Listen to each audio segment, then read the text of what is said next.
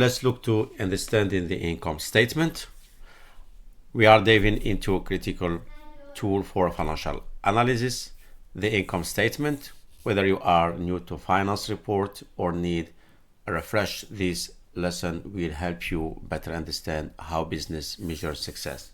So the income statement is a tool that measures success. The income statement summarizes a company's revenue and expenses over a specific period, usually quarterly or yearly. Each business made profit or incurred a profit for a specific period. It's also known as the profit loss statement, or P&L for short. It's one of the three key financial statements alongside the balance sheet and cash flow statement. In the left side, we have an example for Nokia company, which is reporting the income statement for a specific period. The income statement does more than just profit and losses. It assesses the company financial performance over a specific time frame, whether quarter, a year, or even a month. It's useful for evaluate performance. Are revenue growing? Are costs under control? Also, it supports trend analysis by comparing periods like quarter over quarter or even year over year. We can see where the business is headed, and its decision making tool. Investors use it to decide whether to put their money. Creditors assess financial health before lending. If you go to the bank and ask for money, they will ask you to provide income statement for the last 3 years to see if they are able to provide you the loan. Management uses the income statement to make operational changes. If they see any weakness in performance, they can adjust their operation according to the income statement. Now let's break down into its key component, starting with revenue, the top line. This is the total income from selling goods or services. We have cost of goods sold. These are direct costs like materials and labor tied to create the product or service. Gross profit. This is what left after subtracting cost of goods sold from revenue. It shows how profit core operates here. Operation expenses. These include indirect costs like marketing, salaries, and rent. Operation profit, also known as EBIT, is what remains after subtracting operation expenses from the gross profit. Other income / expenses. These include things like taxes, insurance, or one-time gain or losses for the business. Finally, we have the net income, the ultimate profit or loss after everything is counted for. Each of these revenue sets the stage, expenses show the challenges, and net income gives the conclusion. Since revenue is starting point, is the total income company generates from its main activity. We often call it the top line because it's the first figure you will see in the income statement. There are two main types. We have operation revenue. This is the income from core activities like selling products or services. Will be the sales volume. No operation revenue. This is the income from secondary sources like interest or investing or rental income. When you put your money in the bank, you get an interest. The same thing for the company. When the company have extra money, they don't need it right now. What they can do, they put it in the bank, and for a short period of time, they get interest. This interest is revenue for the company, but is not considered as the main activity. So it will be automatically reported on no operation revenue. We have gross revenue. This is the total income before deductions or expenses are subtracted. This is all the income after deduction like return, discount, and allowances which will be reduce the amount of the operation of the revenue, and we call it net revenue. Revenue is one of the part of the picture. To understand profitability, we need to look at cost. Let's explore the cost of goods sold. Cost of goods sold is all about the direct costs that go into making a product or delivering a service. If revenue is the top line, cost of goods sold is the first major expenses we subtract to calculate the gross profit.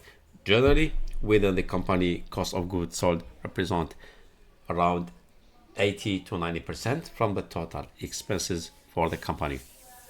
It's included raw materials, which is the cost of material used in production. We have direct labor, which is salaries, wages for workers who work directly contributing to make a product. We have also manufacturing overhead. This is the indirect cost like factory rent or utility that we use it in production.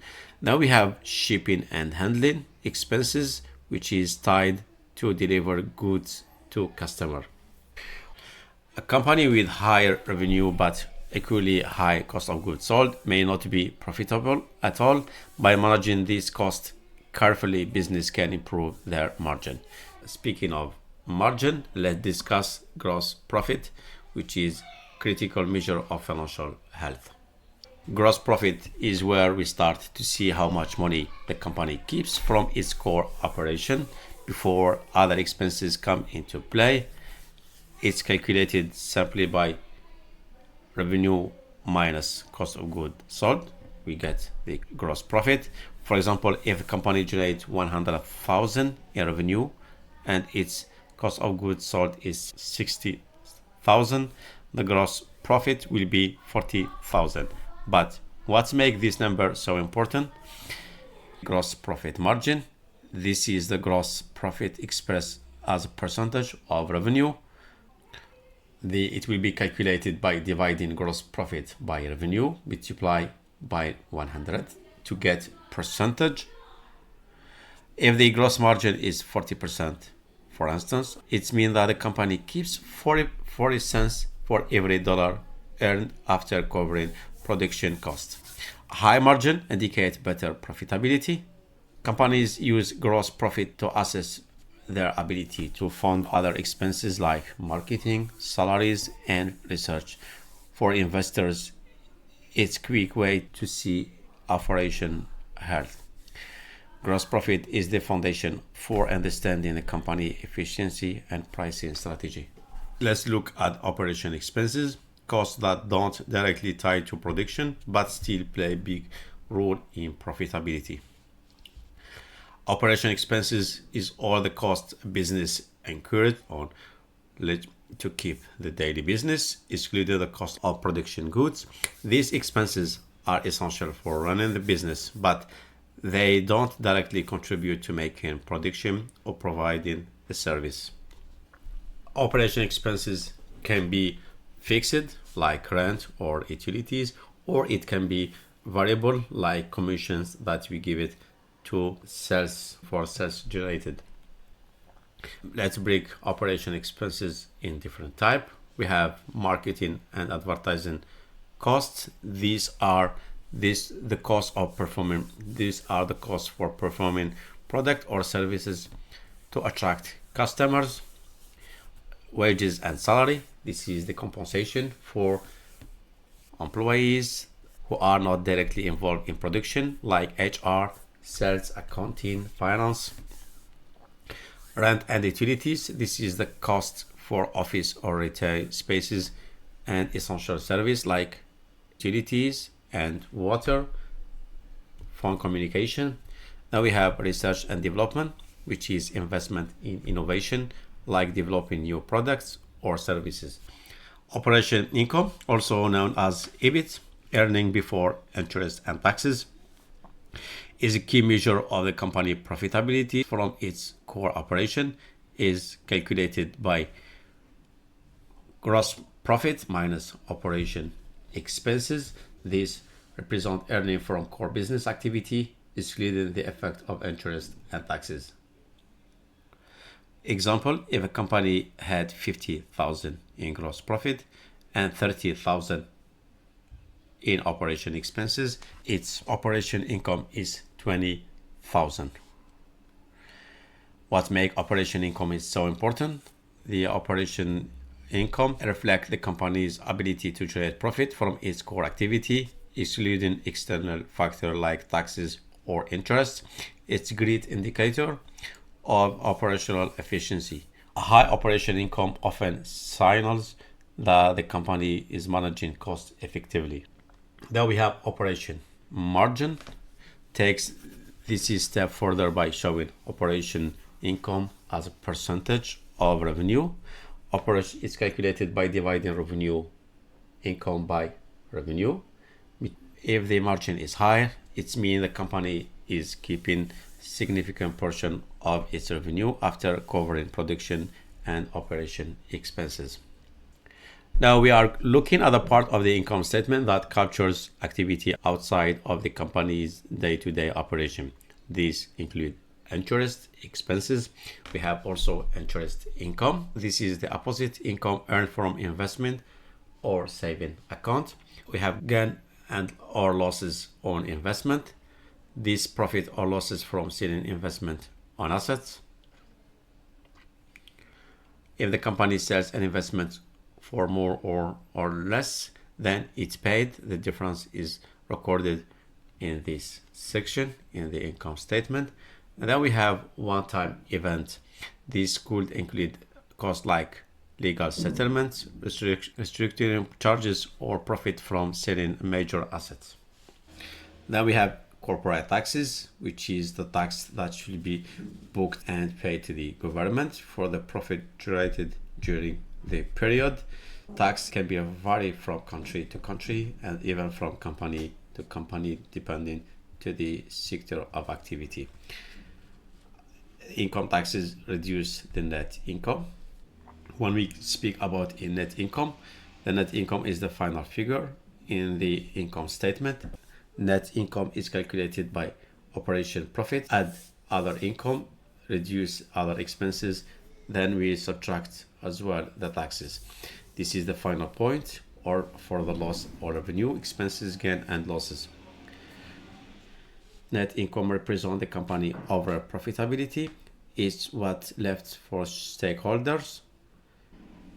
Net income is the key matrix for shareholders. In public company, it's used to calculate earning per share, which the investor how much profit the company make per share in stock. It gives clear picture of whether the company is profitable or losing money. Then we have the net profit margin, which is calculated by dividing net income by revenue, multiplied by 100 to get the percentage. Net income high margin indicates better overall profitability for the company. We can compare it to the benchmark against industry average to see if our profit margin is acceptable compared to other competitor. Reading the income statement seems a little bit complicated at the beginning, but it's easier if you follow systematic approach. Here are the steps. Start at the top, begin with the revenue and work your way down. Revenue to see if compared to the previous period, the same period should be compared to the same period for the last year or last period to see if there is an increase. Calculate the margin to see the margin of the company, included gross margin, operation margin, and net profit margin.